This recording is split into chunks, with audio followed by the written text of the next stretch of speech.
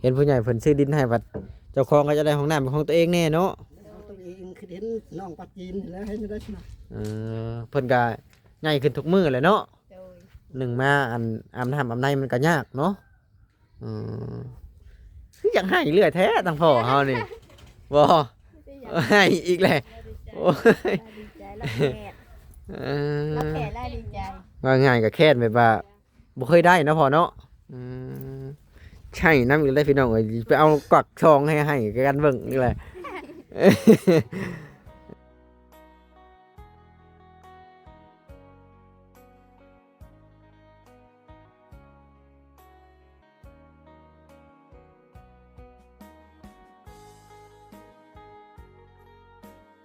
เอาพี่น้องเอ้ยกำลังจากที่สัมภาษณ์ไปแล้วก็จะให้เพิ่นพาไปเลาะเบิ่งดินดอนตอนหญ้าก่อนไปลุกแดดเลาะแดดเลยไปน้องพัชจีลุกนี่แหละเฮือนซานกะเอาไว้อยู่บ่ใบตาดินนะบ่แม่นปวกกินเบิดละบ่จักเจ้าก็บ่อัดแข็งไว้เนี่ยนะจนให้ปวกกินได้มีเวลาเนาะตัวเจ้าของเฮือนงามเพิ่นบ่ได้มาบ่เนาะพอชวนไลน์เห็นแต่เมียเพิ่นเข้ามาคอมเมนต์ในคลิปนะถ่ายเฮือนเพิ่นให้เบิ่งอีกก่อนจ้ะอันนี้แหละบ่อนอาบน้ำเพิ่นเนาะพี่น้องเนาะบ่อนอาบน้ำอาบในไปย่างมาพุ่นแล้วไปคือหินนี่ยังอยู่เนาะโดยยังแต่ว่าดินทรายนี่พี่ไม้พี่น้องปลาจีนที่อันนี้เนาะเพิ่นบักให้นะถ่ายบรรยากาศแดดได้แบบนี้กับคนบริยานแดดได้คนดำอยู่แล้วบริยานแดดได้อันนี้เนาะห้องน้ำนะพี่มาพี่น้องพาพ่อพี่น้องพี่มาเบิ่งก่อนอันนี้เนาะจังมือก่อนี่นะลายมือได้4-5 มือแล้วห้องกอทะเลทะหน่อยกอกันขึ้นเนาะมันพี่เข้าพี่ในจังน้อยนึงมาพี่น้องปลาจีนพี่มาเข้าน้ำกันพี่มือใหม่เงินครับแนวพนันได้กอกันเคยกอจะมีกอบล็อกพูดไปยืนนะพ่อผมมันจังนะบ่เคยจะเชื่อเนาะบ่เคยก้อนผมอยากได้ผู้ใหญ่มันซื้อดินให้แล้วก็อยากได้เห็นผู้ใหญ่เพิ่นซื้อดินให้บัดเจ้าของก็จะได้ห้องน้ำเป็นของตัวเองแน่เนาะ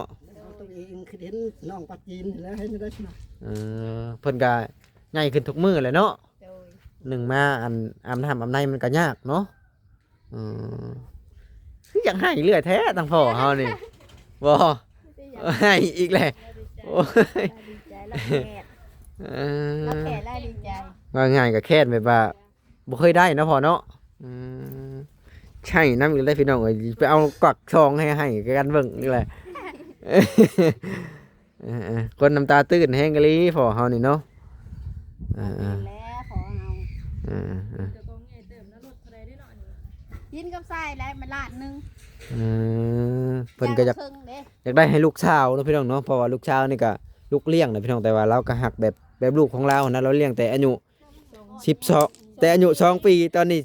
14ป่ะ14เต็มแล้วเราเลี้ยงมากะ12 ปีเนาะเรากับแพงแบบลูกเราคือทางพ่อเนี่ยบ่ได้มีลูกตัวเองบ่มีเคยเอาเมียก่อนแล้วบ่ซะหรือว่าหยังเอามาคนนึงแต่ว่าบ่มีลูกยังบ่ทันได้ก็เลยเสียก่อนทางเมียเสียก็เลยมาพ่อกับแม่น้องปลาจีนน้องพี่น้องเนาะก็แดดเด้อพี่น้องนี่เลยเพิ่นก็บักแต่ก่อนนี่มานี่จะได้อยู่ในห่มอันนี้เนาะพี่น้องแต่มาบัดนี้ก็บ่มีห่มเนาะพี่น้องเนาะนี่แหละเพิ่นก็บ่มีรถคนไปเนาะพี่น้องก็เลยจำเป็นต้องปะไว้ที่นี่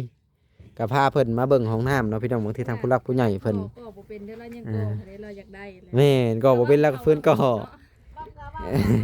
นี่แหละเนาะบ่เอ็นมาแน่เบิ่งเอ้าว่าหยังอันนี้วะคืออย่างโง่ข่าวโง่ออกแทบว่ามันบ่มีวันอาบน้ำเนาะพี่น้องมันเป็นสิ่งที่จำเป็นอาบน้ำอันไหนเพิ่นก็ไปอาบเพื่อนป้าเนาะพี่น้องพ่ออาบของเพิ่นก็แม่นอยู่ว่าเฮาใส่ได้แต่มันก็บ่คักคือของตัวเองนั่นแหละเนาะก็เกรงใจเพิ่นนั่นแหละตากแดดไปนำกันก็ยังอยู่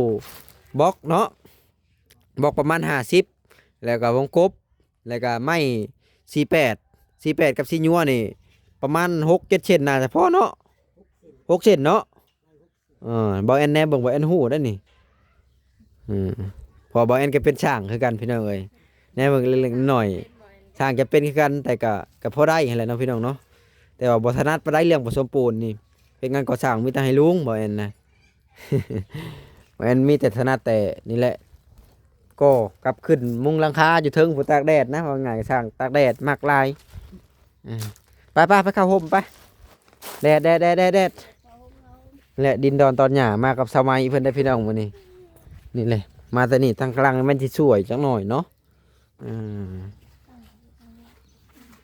นี่แหละถ้าว่าสมมุติตั้งก็ตั้งนี้ทางผู้หลักผู้ใหญ่เพิ่นว่าถ้าว่าตั้งนี่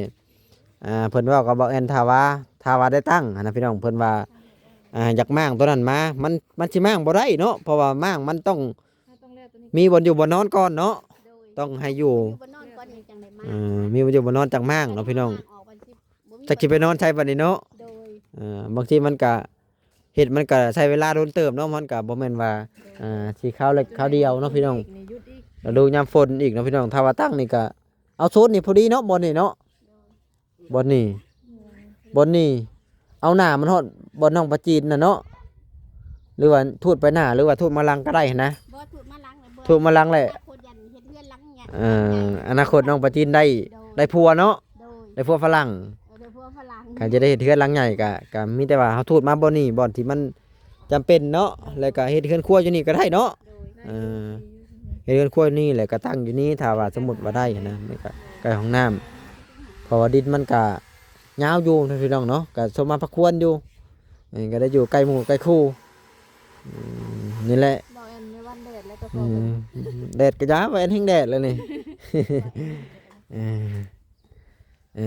ไปเข้าห่มไป เป็นลมเลย เฮือนผลงามอยู่เนาะผู้คักอะลีนี่แต่ก่อนเห็นเอื้อยแล้วคอมเมนต์ค่ะบ่ได้มาถ่ายน้องปลาจีนเนี่ยทั้งเอื้อยแล้วก็บ่ได้คอมเมนต์เข้ามาได้ก็บ่ฮู้ว่าละคนอายุจักปีแหละแต่ก่อนเห็นเอื้อยแล้วคอมเมนต์เลยจักเราอายุจักปีแล้วแม่ทั้งลูกสาวจะอายุจักปีแล้ว แต่ก่อนนี่มาถ่ายนี่เห็นแล้วคอมเมนต์เลยนั่นนี่ถ่ายเฮือนงามเอื้อยให้เบิ่งแหน่ล่ะว่านี่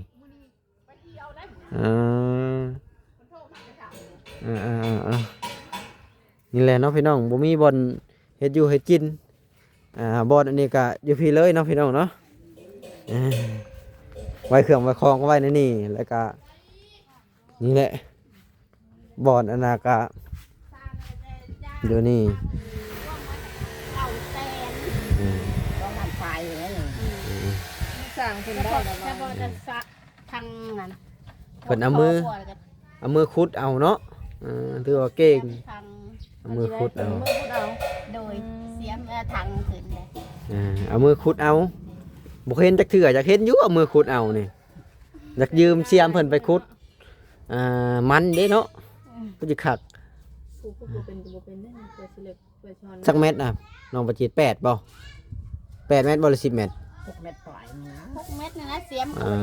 ยาวนะ6 เม็ดเนอะ 6เม็ดก็ฮอดน้ำเนาะ 6 เม็ดพอแล้วน้ำมันบ่ได้อึดแค่นี้นะ อืม ใจ น้ำ นะ นี่เม็ดเดียวเท่านั้นนี่นะ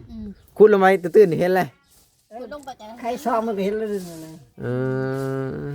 น้ำบ่ได้อึดได้เลย เม็ด นะ เดียวเท่านั้นนี่น้ำโปรย แต่บ้านเดียวน่ะอึดน้ำบ่เร็วคือกัน คันทางนี่ก็30ปลายเนาะ30นี่25บ่ได้30บางบ่อนก็40 ต้องใส่รถแล้วนี่ แม่นมีแต่ให้รถอันนี้ใส่คนขุดเนาะ แต่คนพูดนี่ ใส่คนขุดพี่น้องเอ้ยนี่ 6 นี่ เม็ดกระถึงหน้าแต่พอเพิ่นก็เอาปูนมาเทเอาบัด เทเป็นถาดน้อยๆเนาะ เทใส่น้อยๆกันคือกัน ปลูกผักนางตู่พร้อมเนาะพี่น้องเนาะ ปักหน้าตู แกงใส่เห็ดแซ่บน้ำพอมันก็แพงลูกสาวเนาะถึงที่ถูกชำได้ก็หาเงินให้ลูกสาวเฮียนเนาะตั้งเป้าหมายว่าอย่าให้เพิ่นเฮียนฮอดมอได้นี่นะ อยากให้หอดหม้อหดจิตนะ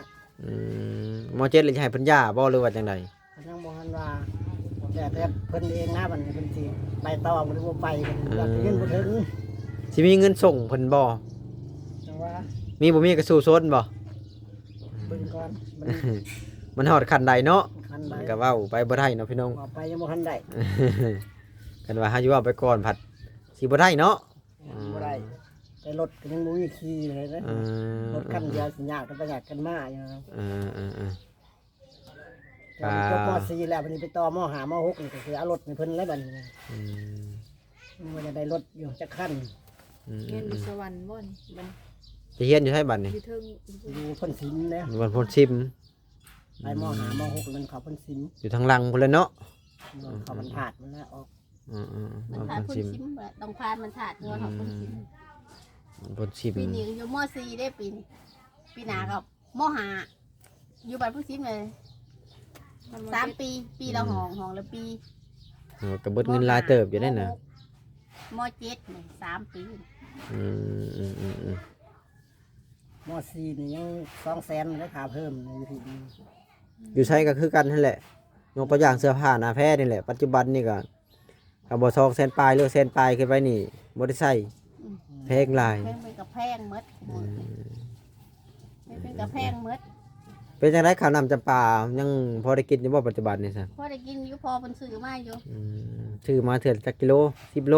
เทื่อละ10 โล20 โลแหละแต่มีเงิน อืม หังบ่เกินได้ประมาณนี้ บ่เกิน10โลกับ20โลนี่เนาะ โดย บ่เคยจักเทื่อว่าจะเป็นชอบบ่เคยเนาะ บ่เคยแล้วก็บ่รู้อีก กัน บ่ นี่แห รู้ ละ แล้วก็บ่เพิ่มมีแต่ซ้ำนี่ อืม 10 20อยู่นี่นะ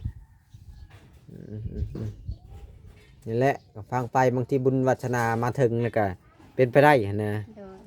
อยู่พร้อมหน้าพร้อมตาฮ้อนบ่แอนก็ยืนนั่นจนฮ้อนพี่น้อง โล เอ้ย นี่ได้กินจักมื้อ 10 โลแล้วก็ น้องปลาจีนกินหลายบ่จับ แล้วนะบ่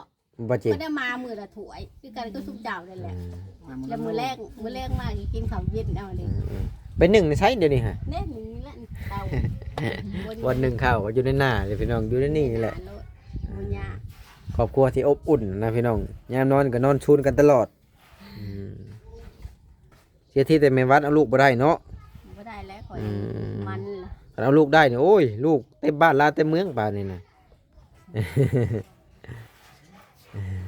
ก็บ่เป็นหยังให้น้องปลาจีนเบิ่งแยงเอาบัดนี้ทั้งพ่อกับแม่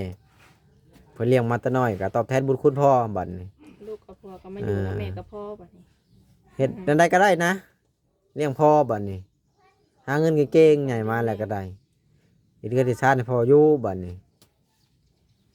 หาเงินซื้อรถวิโก้มาบัดนี้ อยากได้ก็เฮ็ดเอาแล้วเนาะใหญ่เลย อยากได้ก็เฮ็ดเอาแล้ว อยากได้หยังก็หาเอาบัดนี้ ได้ยังก็หาเอาได้ยังก็เฮ็ดเอาแล้ว นี่ ไงแหละเลี้ยงไงแหละ ดีบ่ดีก็แล้วแต่เนาะ ยุบนี่ก็แล้วแต่จะได้ดีเฮ็ดจะได้ตัวก็เฮ็ดแล้วไงแหละ แม่น พ่อแม่ก็ไปสิอยู่นับจับไปตลอดเนาะแม่นบ่ แม่ บ่แม่น นแม่น ถึงเวลาเพิ่นก็ไป ถึงเวลาเพิ่นไปเที่ยวได้ ถึงเวลา เที่ยวบุญจุเพื่อพุ่นแล้วเนาะ เที่ยวบุญจุเพื่อเที่ยวแล้วบ่มีมาได้เที่ยวเลยเที่ยวบุญจุ หายก็คือกันเนาะพี่น้องเนาะนี่แหละก็บ่ได้มีหยังหลายเนาะพี่น้องก็มาทำข่าวทำข่าว เกี่ยวแก่กับว่าจะเฮ็ดกระท่อมให้ทั้งน้องปลาจีนกับแม่วานแล้วก็พ่อยังลืมแล้วชื่อแล้วนะ พอพูด พ่อพูด แม่นเฮาก็ลืม ลืมนะยากประมาณเทื่อแรกๆเนาะ เจ้าก็จื้อไว้แล้วก็พูดวันพูดเจ้าก็ วันพุธเนาะวันพุธ เอาเล็กน้อยเข้ามาเดี๋ยวจะเฮ็ดหน้านะวันพูด พูดเด้ วันพูด น้องปลาจีนให้แล้วเนาะหมู่ว่าพ่อกับแม่อยู่วันพุธไปสิ วันพูดวันแบกยังไกลไปมันมือนาไปเห็นนะโอ้ยมือนี้วันพุธได้เนาะพอจีนวันพุธพี่เจ้าอีกทีนึงมีวันจันทร์อ่ะเดี๋ยววันพุธเป็นหยอกกัน นี่แหละน้องพี่น้องวอนอยู่บนเช้าก็ได้ไม่ก็จะหักลงมือใดคือว่าไม้ตัวนี้ถ้าว่าผู้หลักผู้ใหญ่ประเทศก็อาจจะเสนอเพิ่นไปอีกเนาะพี่น้องเพราะว่า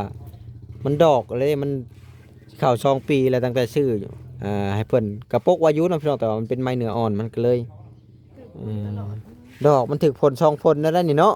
2 คนแล้ว 2 ผลแล้วมาแต่ก่อนก็จะมีกรมมักซิดานี่เพิ่นก็เอาออกแล้วเนาะพี่น้องให้มันแปลนเดือนเพิ่นก็ใหญ่อยู่เนาะพี่น้องพอได้อยู่พอได้เศร้ากับประมาณนี่แหละสำหรับคลิปนี้ก็บ่มีหยังหลายเนาะทางบ่เอ็นก็สิขอตัวจบคลิปก่อนเนาะมากับสาวใหม่เพิ่นมื้อนี้เนาะพี่น้องเนาะมาเมื่อกี้นี่ก็แว่ธาตุเมื่อกี้นี่ก็ได้แว่ขอพร กระตื่น เขาผ่านอยู่แล้วเนาะ แม่นเพราะว่าทางผ่าน ผ่านอยู่แล้ว เขาพรให้อยู่ดีมีแฮงนั่นแหละสำคัญกับอายุสำคัญได้เนาะ โดย คำว่าเจ็บบ่เป็นนี่หาเงินหาคำก็พอได้เด้ โดย เจ็บเป็นในหาเงินหาคำพอได้แต่มาซักยาตัวเองนี่บ่ไหวเด้เนาะ อันที่ว่าแม่จะโอนไปอันไปต่อยานแม่คอจะบ่นะ แม่ หรือว่าพ่อเฒ่าไม่เฒ่า แม่ แม่แท้ๆนี่แหละ แม่จะก็บ่มักปากเนาะแล้วก็เซ้ยอยู่เอาข่อยก็เบิ่งแล้วบัดนี้เจ้าไปต่อยาอยู่มุกน่ะต่อไว้ให้แม่เฒ่าเจ้าเองบ่หรือว่าให้แม่เจ้า แม่ตัวเองนี่แหละ ก็เบิ่งคือกันเลยว่าคักอะไรเนาะว่าจะพาไปเที่ยวเนาะ อืม วัดบ่เลยแม่นเพียงอันนั้น วัด วัดยังมี ภูมิลม ตุ่มโล นี่ คักอะไรเนาะเบิ่งกำหนดประจีนเดี๋ยวบ่เอ็นเป็นแล้ววะ น้องปะจินกับปากเจ้าก็แล้วแต่มีเงินมีคำคันมีเงินมีคำกับไปต่อคันบ่มีก็ โจ๊ะ 4,000เลย เทื่อละ 5,000 เทื่อละพันปลายรวมค่ารถแล้วก็2,000ปลายเอาอันค่าจำบัตรจำหันจำนี่ก็2,000กว่าบาทเกือบฮอด3,000พุ่นแหละ แล้วเป็นเบาหวานบ่ นี่นี่แหละน้องพี่น้องเนาะทางปะจีนกับพ่อพุทธก็เว้าบ่ค่อยเก่งเนาะมีแต่แม่วันเว้าเป็นกว่าหมู่เนาะพี่น้อง ก็บอกแอนได้ยินเสียงบอกแอนนี่แหละ บ่ไหมสาวใหม่ก็ยังว่าบ่เป็นได้จับแต่กล้องสิได้นี่ บอกแอนเป็นคนมักเว้าได้บอกแอนนี่ไปบ่สิต้องเว้าคันเฮาบ่เว้าก็บ่ได้นะต้องได้เป็นเว้าได้ถามเพิ่น นี่ดิอันนี้ก็จะกระสือแล้ว มันขายหรือบ่ หายเลย 35,000 3 หาเลย 35,000 ควร3 หา มันสิหอมกว่าทางนี้แต่ว่ามันชุงก็แต่ว่ามันหอมมันเป็นดินที่แบบเป็นฉากเนาะที่แรกก็อยากชื่อน้องปะจินอยู่นี่เลยเนาะพี่น้องแต่ว่ามันเพิ่นบ่ขายได้บ่นี่ก็ดีคือกันมันจะบ่ได้ใหญ่กระท่อม กว้างเยอะยา มั วน ก็กว้างยาวได้ซั่นนี่ อันนั้นมันแล้งซบหมู ที่นี่ก็สะดวกอยู่มันเป็นทางเลย โดย เอาพี่น้องเอ้ยสำหรับคลิปนี้ก็บ่มีหยังหลายเนาะก็มีแต่ว่ามาลุ้น EP ต่อไปนะพี่น้องเนาะอาจจะบ่ดนเนาะพี่น้องเนาะบ่แอนก็สิได้เดินทางมาหาทั้งแม่วันกับพ่อพุทธอีกกับน้องพระจีนอีกเนาะ โดย ก็ถ้าว่ามีข่าวดีก็สิมาแจ้งเนาะพี่น้องหรือว่าผู้หลักผู้ใหญ่เพิ่นสิว่าจังไดก็ฟังไปหั้นนะ โดย อันนี้ก็เอาก็ยังบ่ได้ฟันธงพี่น้องมีแต่ว่าเพิ่นให้มาถามก็ห้วยอันได้เฮ็ดมันก็เสียเงินแล้วได้พี่น้องเอ้ยมันบ่แม่นว่าสิง่ายๆได้คือต้องพอแล้วเพราะว่าเฮ็ดงานใหม่บ่เป็นแต่ผสมปูน คือว่าแหละเพิ่นก็ห้องน้ำเพิ่นก็ยังก่อบ่เป็นนะเพิ่นน่ะก็ซื่อๆบิดไปบิดมาอยู่ บิดไปบิดมาก็ย้อนเพิ่นอยากได้เนาะพี่น้องเนาะเอ้าสบายดีน้องปะจีน สบายดี ว้าวคือเก่าน้องพี่น้องน้องว่าบ่เก่งคือเก่า เอาโบเก้งแล้วมันสิไหนจะอมยิ้ม ในแต่อมยิ้มเนาะก็เลยเฮ็ดให้บ่มีการดึงดูดทางผู้หลักผู้ใหญ่เพิ่นทางผู้หลักผู้ใหญ่เพิ่นก็เว้าอยู่ได้มันเป็นการบ่ดึงดูดเฮ็ดให้เพิ่นบ่สงสารถ้าเล็กน้อยผู้ใดเว้าเก่งๆก็เพิ่นก็เบิ่งก็โอ้เป็นตาแพงแท้เว้าเป็นน้องพี่น้องเนาะนี่แหละเนาะพี่น้องไม้ก็ได้มันดอกบ่แล้วก็มีแต่ว่าปะไว้นี่ก่อนเนาะพี่น้องบางทีตัวใดที่เอาได้เอาก็เอาเนาะพี่น้องนี่เลยตอนหญ้าก็อยู่ประมาณนี้แหละเนาะพี่น้องเนาะเอาจังไดก็ขอขอบคุณพ่อแม่พี่น้อง FC ทุกกำลังใจที่เข้ามารับชมคลิปขอให้มีแต่ความสุขกายสุขใจอยู่ดีมีแรงเดินทางตลอดปลอดภัยเบิดสุขสู่คนเด้อพี่น้องเอ้ย